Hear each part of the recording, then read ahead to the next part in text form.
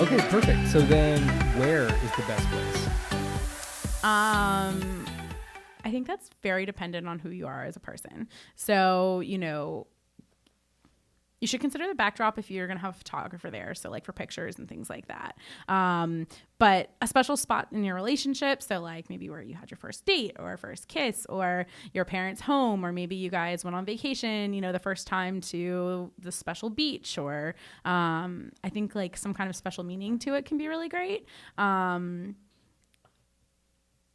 I've had people who have done it like in their first house that they bought together, or, different things like that. So I think somewhere that's like significant to the two of you as a couple, right, is always a good starting spot. Yeah. Do you agree? I completely agree. So like when I proposed, I did it in Central Park.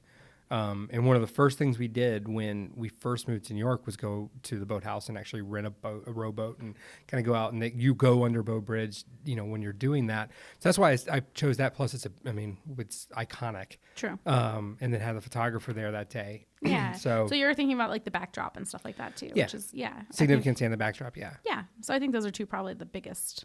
I mean, like, and if you're doing it on vacation, do it somewhere like iconic, like you're saying. Like I feel like a lot of people do like Paris and the Eiffel Tower because it's just so romantic and iconic, and so things like that too, where whatever's kind of iconic to you too as a couple also, it can make a big difference on where you pick. Yeah, I agree. What should I have when I'm there? The ring. Besides the ring. I mean, you don't have to have anything there, right? It can be just the two of you and the ring, which I guess you really wouldn't even have to have the ring either. So just really the two of you is the one thing that you have to have there. But a lot of people choose to have a photographer. That's very popular now. Yeah. Somebody to kind of capture the moment and have those like real engagement pictures. That's a lot of excitement, so it's kind of cool to capture that in like your first moments. People choose to have like friends and family there. A lot of people choose to have champagne. It is a celebratory moment, so we're all about that. And then you could have flowers, pictures, but I don't think any of that stuff is necessary. It just kind of depends. I think it also depends on like where you choose, and like what you're envisioning for this engagement, whether it's private or public and things like that. I had champs. It's now what we drink, the same kind that we drink for anniversaries and stuff. I mean, it can kind of have like a big significance because you're like, oh, well, this is what we drank when we got engaged, so we drank that on our wedding day, we drank it like on our 1-year anniversary, so it's like become special for us. So those are different things you can think about. Absolutely. So how do you get there? That's probably a question you can answer better than me, but I mean,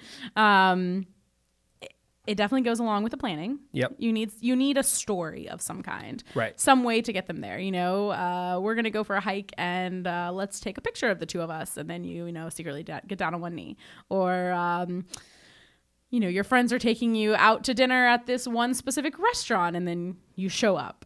So you kind of have to like involve somebody to help you get there.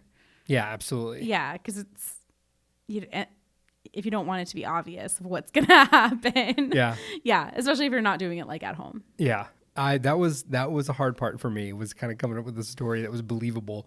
Because I told you we had a work picnic, which I don't even know if they do those anymore. Like, I know. I can't believe I believed you that. fell for that. Like, I did. Oh, we're gonna do a 3-legged race. I was texting our friend like, "Oh my really. gosh, I hope there's food. I'm so hungry." He wouldn't let me eat breakfast. Yeah. Our friend Ellen was like, "Oh, I'm sure there'll be food," as she's like secretly hiding in the bushes. Right. Just go to the work picnic. Yeah, you'll have fun. Yeah. That is the hard part. It's kind of like coming up with that story that makes sense. Yeah, and it's like you said in our last episode, like be careful, how many people know if you want it to be a surprise. It's a lot of people to kind of make sure you don't spill the beans. Yeah, I know. Like I told your mom like a week before, and she's like, you were on a work trip. You were like traveling all over the U.S. and we weren't sure if you were going to get back in time. And I remember her being like, Samie, you have to get your nails painted for this work picnic.